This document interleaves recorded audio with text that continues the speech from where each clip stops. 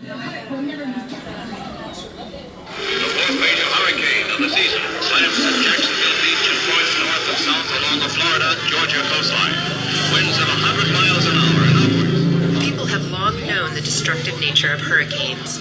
These storms, bringing heavy winds and rain, may last several hours and have a diameter of over 480 kilometers or 300 miles.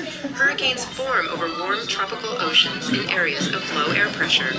They consist of high-velocity winds blowing in a circular motion around a low-pressure center known as the eye of the storm. The only defense against hurricanes is through early warning and preparation. Meteorologists can now track these storms and measure their force through the use of radar and satellites.